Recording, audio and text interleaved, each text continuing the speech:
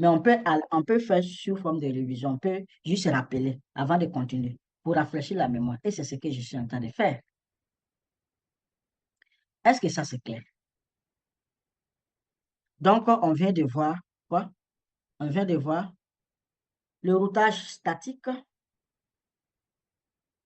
On vient de voir le routage statique. Le routage statique flotte. Je n'ai pas mentionné ici, ça fait partie du routage statique. Le routage statique flottant. Le routage par défaut. Par défaut. Donc, c'est ce qu'on vient de couvrir jusqu'à présent, ces trois routages-là. Maintenant, nous allons attaquer le routage dynamique. OK? On va maintenant attaquer le routage dynamique. Et c'est sur ça que nous allons travailler les jours à venir. OK? Au niveau du routage dynamique, vous pouvez voir le protocole de routage dynamique. Nous avons deux catégories. Nous avons IGP, Interior Gateway Protocol, et puis AGP, Exterior Gateway Protocol. Donc, on va aller avec IGP ou le routage de distance, le vecteur de distance, c'est-à-dire, comme on appelle, Distance Vector Routing Protocol, RIP et puis AGP. OK? Non, j'avais déjà expliqué ça, donc on va le dire directement.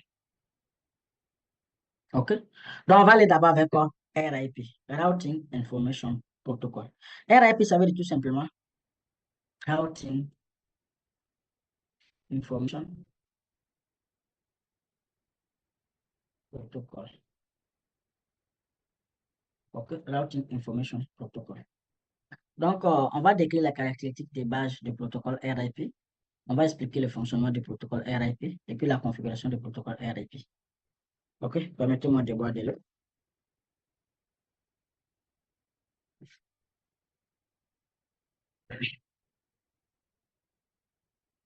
OK? Donc, les caractéristiques du protocole RIP. RIP qui veut dire tout simplement Routing Information Protocol, c'est un protocole standard. OK? C'est un protocole standard, un protocole de routage dynamique standard. Quand on dit que le protocole est standard, ça veut dire tout simplement que ça peut être implémenté sur tous les routeurs. OK? Tous les routeurs supportent ce protocole. OK? Donc, it is Open Standard Protocol. Classless Protocol.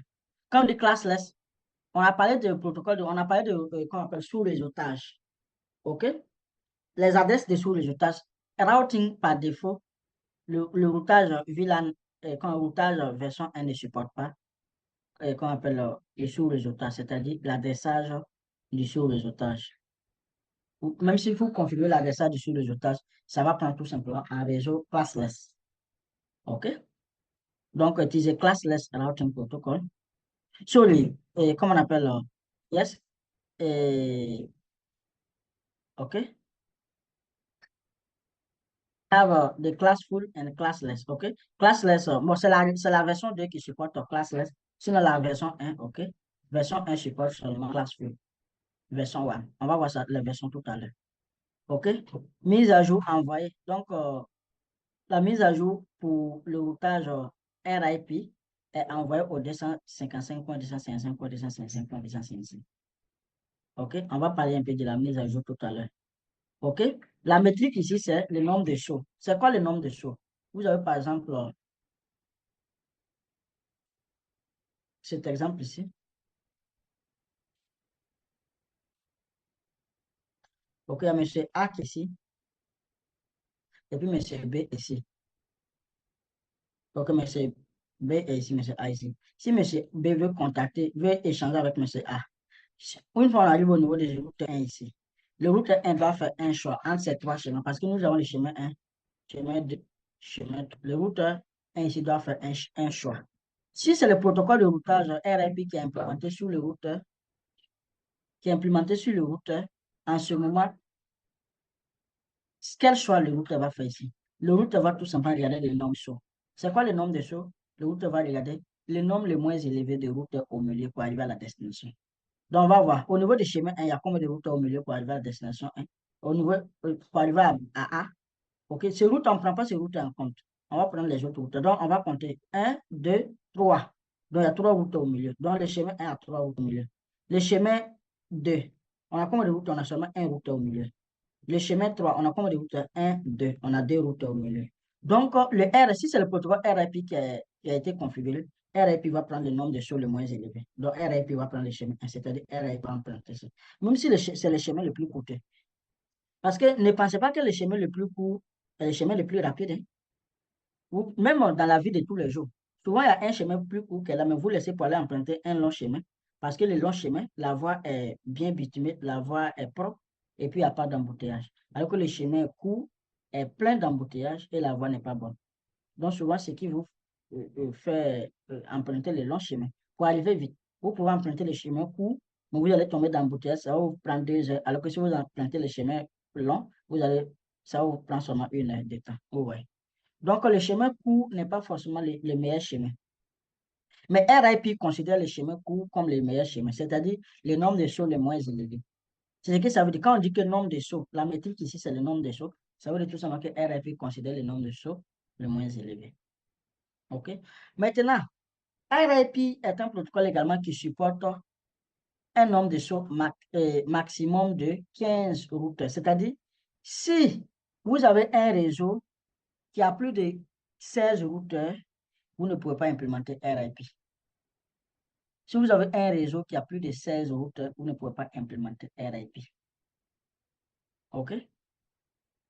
Donc, RIP sera utilisé dans les petits réseaux, dans les petites organisations. Donc, si vous avez un grand réseau, vous ne devrez pas utiliser RIP. On va voir les différentes versions tout à l'heure. Maintenant, équilibrage des charges jusqu'à 4 liens égaux. Donc, avec RIP, vous pouvez équilibrer les charges. Lorsque vous implémentez le protocole RIP, vous pouvez équilibrer les charges. OK? Mais si vous avez si les liens sont égaux, c'est-à-dire tout simplement, les liens ont le même débit jusqu'à 4 liens, vous pouvez équilibrer les charges. Vous pouvez envoyer les charges à travers les 4 liens. Partager les charges entre ces liens.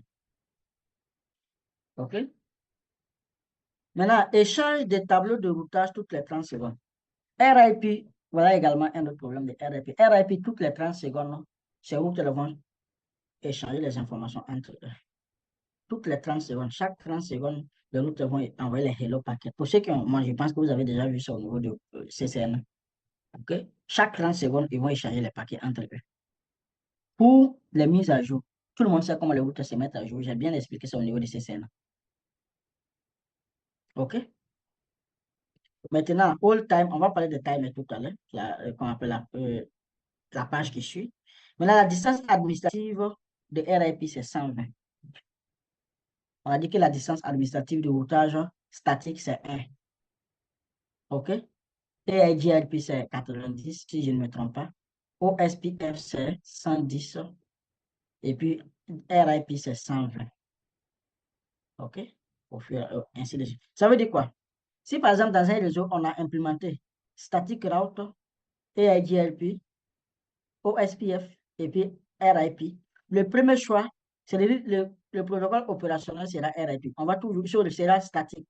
C'est le routage statique qu'on va toujours considérer. Même si on a implémenté 10 différents protocoles dans le réseau, le routeur va fonctionner en fonction du routage statique d'abord, parce que c'est la priorité. Le routage statique, par défaut, a une distance administrative égale à 1. Donc, c'est ce qu'on va prendre. Et même, nous avons le réseau directement connecté qui a une distance administrative égale à 0. Donc, on va d'abord prendre le réseau directement connecté, c'est la priorité. Si ce n'est pas directement connecté, on va prendre maintenant le routage statique. Si le routage statique n'est pas implémenté et que, comme on appelle AIGLP implémenté, on va considérer AIGLP comparé à RIP. Si AIGLP n'est pas implémenté et OSPF est implémenté, on va considérer OSPF d'abord avant RIP. C'est quand tous ces protocoles ne sont pas implémentés et que RIP est implémenté qu'on va considérer RIP. Oui. OK? Donc, vous pouvez voir ici l'exemple. Donc, c'est le nombre de sauts. Un route égale à un hop, quand on appelle en anglais. OK? Un saut. OK? Donc, si on quitte ici, pour arriver à la destination quelque part ici, nous avons combien de hop? On a combien de routes? On a ici 1, 2, 3 routes pour arriver à la destination. Par contre, si on passe par ce chemin 1, ici, 1 ici. Si on passe par le chemin 2, on a seulement combien de hop? 1, 2. Donc, là, 3, 2. Si on passe par ce chemin-là, on a combien? 1, 2, 3, 4. On a ici 4. Donc, RIP va considérer quel chemin? RIP va considérer ce chemin-là. C'est ça qu'on appelle le nombre de sauts. OK? Maintenant, RIP timer, le temps de RIP. On a dit que chaque 30 secondes, RIP va se mettre à jour. OK? Donc, voilà. RIP update timer. Timer de, comment on appelle, mise à jour du routeur. Il détermine l'intervalle entre les mises à jour du routage envoyé, OK, au routeur voisin pour annoncer des changements dans la topologie du réseau. Ce timer contrôle la fréquence à laquelle un routeur RIP envoie les mises à jour de routage. Donc, nous avons deux routeurs qui sont là, par exemple. OK, connecté là, il est également connecté là. Donc, chaque 30 secondes là, lui là, il va annoncer à ses voisins de la mise à jour, même s'il n'y a pas de mise à jour, mais il va tout simplement les contacter pour leur partager les informations qu'il a, pour que s'il y a un changement, eux aussi puissent se mettre à jour chaque 30 secondes. OK? Là, nous avons ce qu'on appelle le routing invalid timer, le temps invalide du routeur, qui prend au total 180 secondes. C'est le temps invalide. Routing invalid timer, router invalid timer, le timer d'invalidité du routage. Ce timer spécifie la durée pendant laquelle une route est considérée comme invalide si aucune mise à jour n'est reçue. Je prends un exemple. Si pendant 180 secondes, ce routeur B ici ne reçoit aucune mise à jour de ce routeur-là va considérer ce routeur A comme étant une route invalide. C'est-à-dire, il devrait contacter ce routeur-là. Ce routeur-là doit contacter ce routeur. Il passe par ce routeur. Toutefois, il y a une autre route qui est là. Donc, si, par exemple, son routage primaire, son chemin primaire, c'est celui-là, et puis pendant 180 secondes, il ne reçoit aucune route de ce routeur A là, il va considérer ce quoi là? Il va considérer ce chemin-là comme étant un chemin invalide. Donc, une route invalide. Donc, ce timer spécifie la durée pendant laquelle une route est considérée comme invalide si aucune mise à jour n'est reçue. Après expiration de ce timer, la route est marquée comme invalide et éventuellement retirée de la table de routage si elle n'est pas rétablie. Donc, pendant les 180 secondes, si le routeur B ne reçoit aucune mise à jour de routeur A, il va considérer ce chemin-là, ce route-là, comme étant invalide, cette route-là, comme étant invalide pendant les 180 secondes. Mais est-ce qu'il est instantanément retiré des tableaux de routage? Non. Nous avons un autre timer qui est là, qui est flash timer. Il va attendre encore pendant 60 secondes. D'où des routes flash timer. Les routes flash timer, le rôle du RIP flash timer est de spécifier la durée pendant laquelle une route est marquée comme invalide après avoir été retirée de la table de routage. OK? Donc, le routeur est déjà invalide. Si 60 secondes après, il n'y a toujours pas de nouvelles, il sera retiré tout simplement du tableau de routage. Cela signifie que même si une route est retirée de la table de routage en raison de son expiration et de son invalidité, elle est conservée dans une liste spéciale pendant le temps défini par le flash timer. Donc, même si on a dit que le routeur ici est invalide, si on a épuisé les 180 secondes et puis le routeur a est mentionné comme étant un routeur invalide, il n'est pas instantanément retiré, mais il sera, comment on appelle, gardé dans quoi? Sera défini sur sera conservé dans une liste spéciale. Donc, sera mis tout simplement dans la liste de routeurs invalides. En attendant, comment on appelle, flash timer, c'est-à-dire en attendant encore 60 secondes pour voir si il va réapparaître ou non. Donc, pendant cette période, si une mise à jour est reçue, concernant cette route, elle est ignorée. OK? Donc, ça, c'est flash timer. Donc, flash timer, après le temps invalide, on va encore lui donner 60 secondes. Donc, ça veut dire tout simplement 60 secondes. Pour maintenant, après les 60 secondes, on va tout simplement retirer celui-là. Maintenant, quand on le retire, qu'on le supprime, on va voir un autre timer, hold down timer. Une fois ce routeur est retiré, et, disons, il a été envoyé dans la liste des routeurs invalides, OK? Et maintenant, il a été retiré de la table de routage. Regardez là. Lorsqu'un routeur reçoit une mise à jour de routage indiquant qu'une route est devenue inaccessible par défaut, une route avec une métrique infinie, c'est ce qui sera envoyé. OK? il met cette route en état de hold down. Il met cette route en état de hold down. Ça également, ça va prendre combien de secondes? Là, maintenant, ça va lui prendre 120 secondes pour faire cela. C'est-à-dire d'ici, à partir de 140 secondes. Disons, à partir de flash timer, au moins qu'il a été jusqu'à là. Donc, on va prendre 180 plus 180. Ça va lui prendre au total 180 secondes. Donc, tout simplement, 120 secondes plus le flash timer qui lui fait tout simplement les 180 secondes. OK? Pendant la période de hold time, le routeur refuse d'accepter toute mise à jour de routage. OK? Pour cette route, même si des mises à jour ultérieures indiquent qu'elle est à nouveau accessible. Cela empêche le routeur de réagir de manière accessible à des informations de routage potentiellement incorrectes et instables. Ouais. Un instant.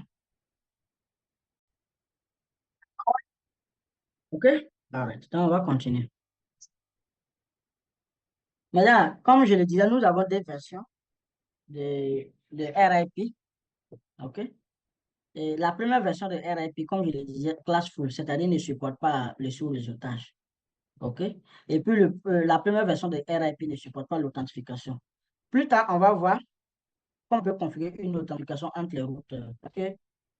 Parce qu'un hacker peut configurer un routeur et puis s'authentifier, se connecter à ce routeur et puis le routeur commencer à se mettre à jour avec son faux routeur en question.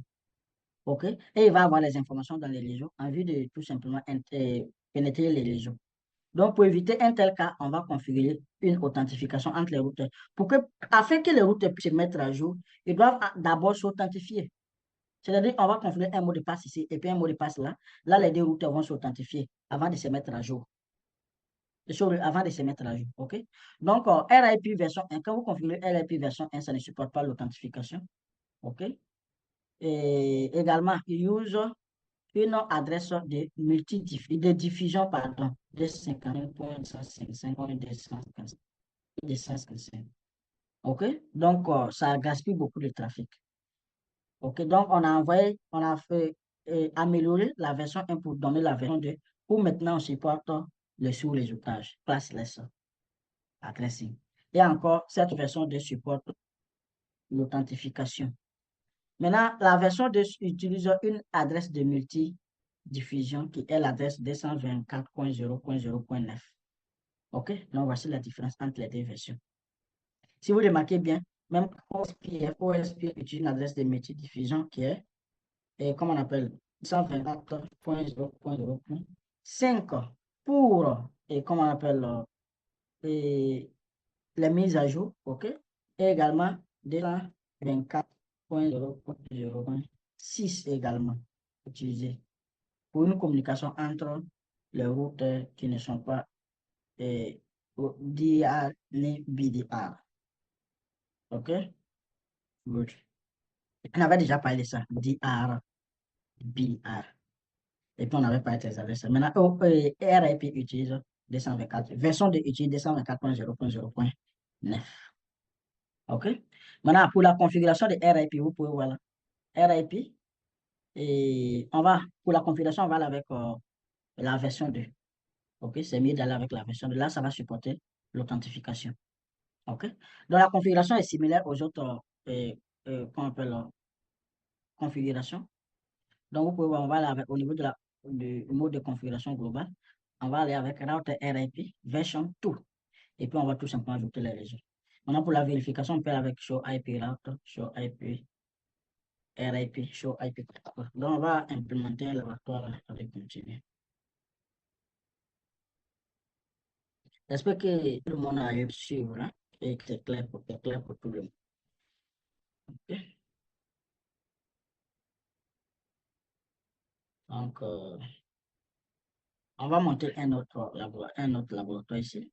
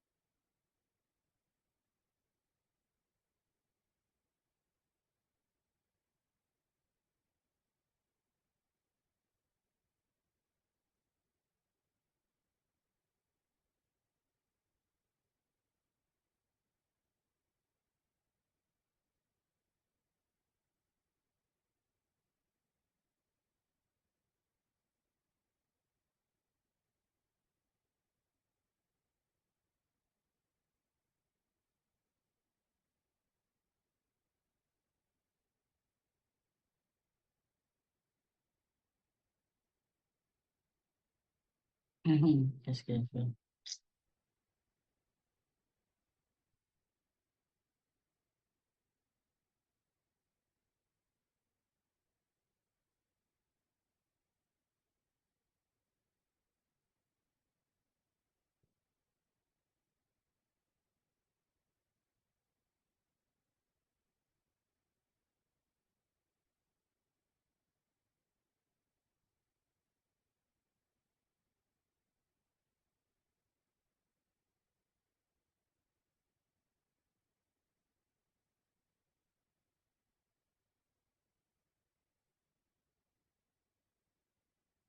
Donc, je vais arrêter l'enregistrement, je vais montrer le laboratoire et puis on va continuer avec l'enregistrement. Donc, vous pouvez voir ici, notre réseau est configuré. On a monté le réseau, mais on n'a pas encore configuré le réseau. Donc, c'est quand on va faire, on va tout simplement activer les interfaces et puis on va appliquer le protocole RIP. OK? Donc, on va aller au niveau de, comment on appelle, du routeur 1 ici. Au niveau du routeur 1, nous avons l'interface Java 0/0, Java 0/0. So, c'est Serial. On a ici Java 0/0 qui est là. On a ici Serial 0/1/0, Serial 0/1/1, Serial 0/0/0. OK? Donc, on va activer ces interfaces-là. Enable, configure terminal. Donc, je place ici pour aller vite. Donc, je vais aller un peu vite. Donc, je vais arrêter l'enregistrement ici et au fin d'attribuer les interfaces avant de continuer pour ne pas que l'enregistrement soit trop. On a activé toutes les interfaces. Donc, c'est qu'on va faire maintenant, on va configurer RIP. Donc, pour configurer RIP, qu'est-ce qu'il faut faire? Il faut aller au niveau qu'on appelle de configuration globale et puis on va ajouter tous les réseaux qui sont directement connectés. Ce sont les réseaux directement connectés. Donc, quand on vient par exemple au niveau de ce routeur-là, quels sont les réseaux directement connectés? On a 10, 20, 50 et puis 70. Donc, on va venir sur ce routeur, enable, configure terminal. D'abord même, vous pouvez vérifier le tableau de routeur show IP route et puis vous pouvez regarder le tableau de routeur. Ce sont les réseaux qu'on appelle connectés qui sont là. OK, directement connectés qui sont là. Donc, on va maintenant configurer. Configure terminal. Configure terminal. Route question mark.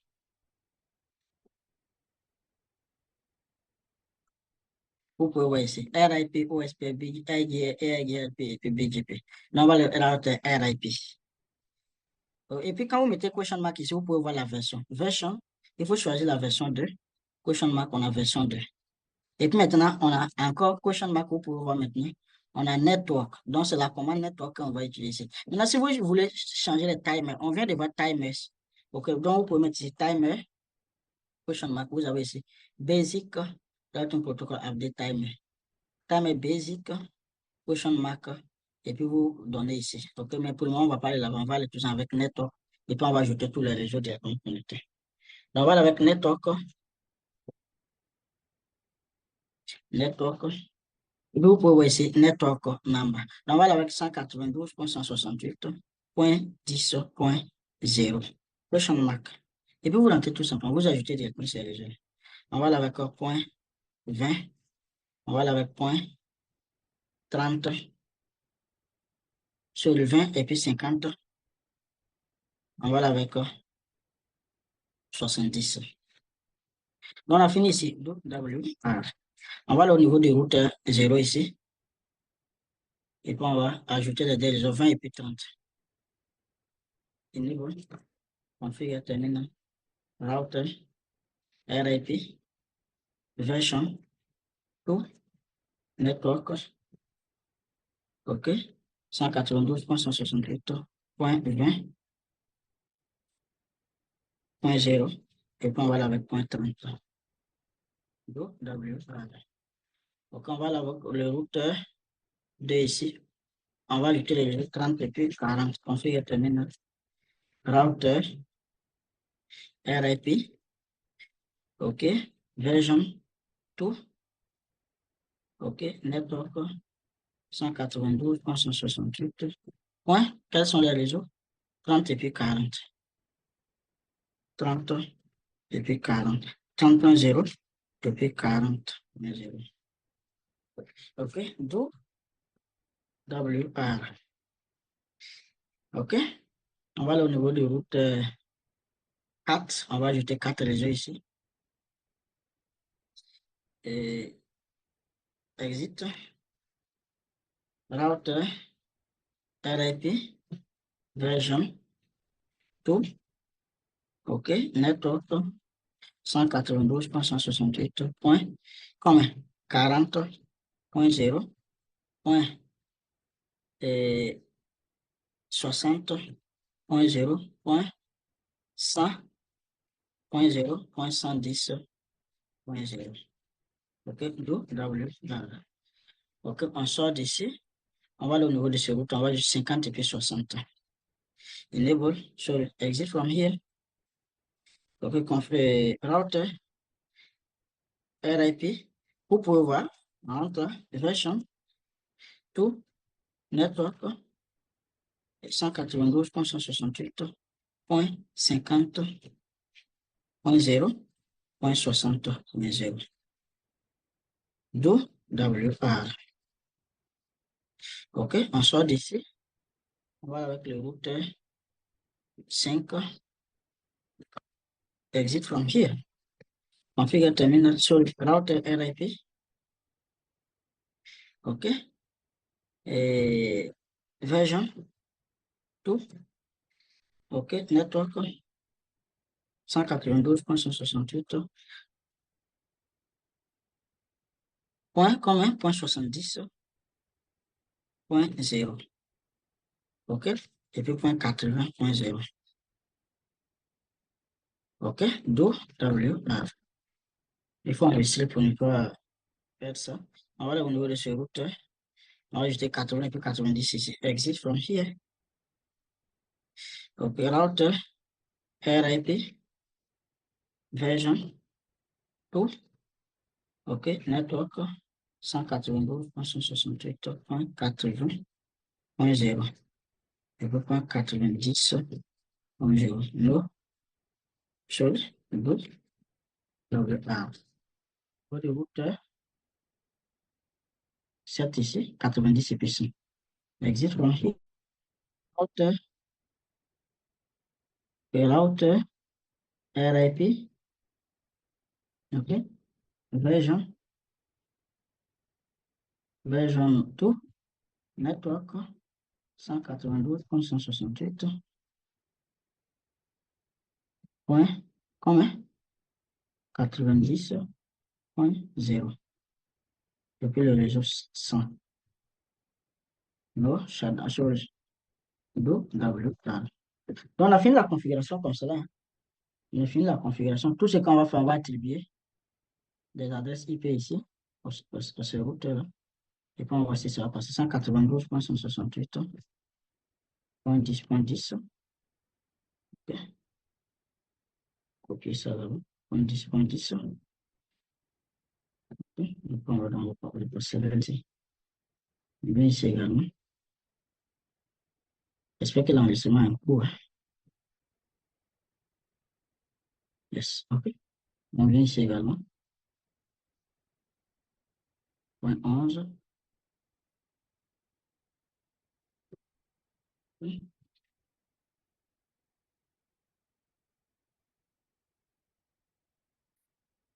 12.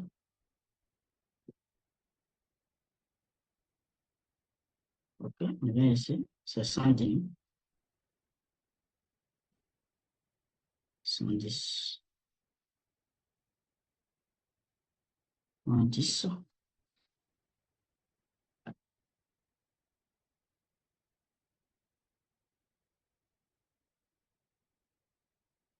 11.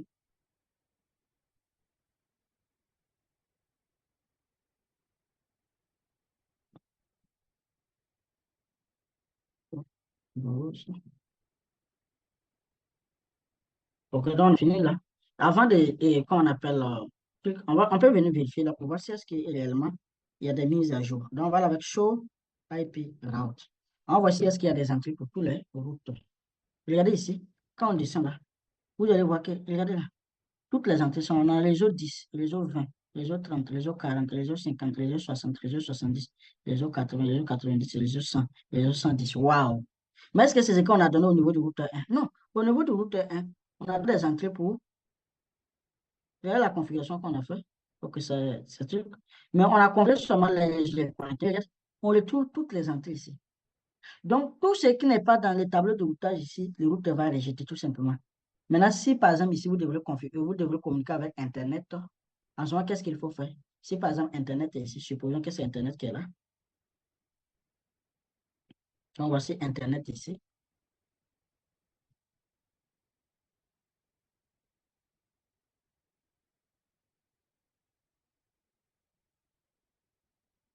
Si on ne le sait pas là-bas.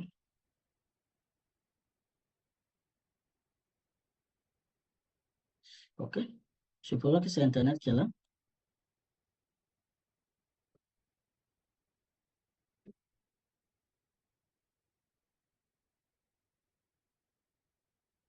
Mhm.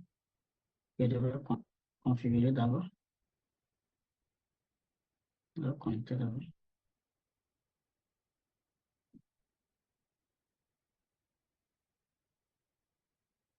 OK. Supposons que c'est Internet qui est là. En ce moment, qu'est-ce qu'on va faire? On va maintenant, on va dire à celui-là. Si tu vas là à Internet, si par exemple tu n'as pas une entrée dans ton tableau de routage, il faut envoyer ça au 0.0.0.0 à partir de cette interface. Et c'est ce qu'on va informer à tous les autres routeurs. Là, tous les serveurs toutes les adresses qui ne connaissent pas, ils vont tout simplement envoyer ça au niveau d'Internet ici. OK? Donc, je reviens là. Donc, quand vous regardez le tableau de routeur, vous pouvez voir qu'il y a des entrées pour tous les routes. Donc, on va essayer de pinguer, vous allez voir. On va d'abord chercher à pinguer à partir d'ici. On va pinguer. Par exemple, le PC qui est ici, c'est 110.11. On va pinguer 192.168.110.11. OK? Il y a... OK, ici, ça ne supporte pas. Non, on va pinguer pour voir si on va avoir des réponses. Regardez là, on dit quoi? 80% succès. Waouh! Ça veut dire que ça passe. Regardez là. 100% succès. Waouh! Là, c'est intéressant ça. C'est intéressant, non? On va venir ici, on va simuler un paquet pour voir si ça va passer. Regardez ce qui va se passer. On a trois chemins. On a configuré RIP. Regardez ce que RIP va faire. On a dit que RIP va considérer le nombre de chemins. Regardez les choix qui sera fait. Est-ce ce choix-là, ou bien ce choix, ou bien ce choix-là? Normalement, c'est celui qui est au milieu là. Regardez, regardez sans réfléchir. RIP a emprunté le chemin qui a le nombre de sauts les moins élevés. Est-ce que vous voyez, les gars? Vous voyez. RIP a emprunté le chemin le moins élevé, qui a le nombre de sauts le moins élevé. Regardez. Les retours également, c'est ça. Ici, nous, on peut configurer un routage statique. OK? Au niveau de ce routeur, on peut configurer. Si par exemple, nous, on sait que c'est ce chemin-là qui a un débit plus élevé, on peut configurer ça en utilisant le routage statique et puis en utilisant également le routage flottant. Tout ça, ce sont des concepts qu'il faut intégrer en fonction de votre cas, de ce dont vous avez besoin. Oui, les gars. Donc, je pense que c'est tout. S'il y a des questions, vous pouvez les poser. Autrement dit, on va s'arrêter ici. Ça, c'est le concept de RIP. Demain, pour ne pas de séance prochaine, on va voir le concept au SPF.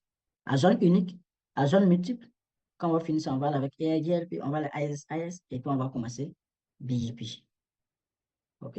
Est-ce qu'il y a des questions? Donc, je vois que personne ne lève la main. Non, on va s'arrêter sur aujourd'hui. On va continuer demain. On a cours de cloud tout à l'heure pour ceux qui se sont inscrits pour la formation de cloud. À tout à l'heure, à 16h. Merci. Bye bye.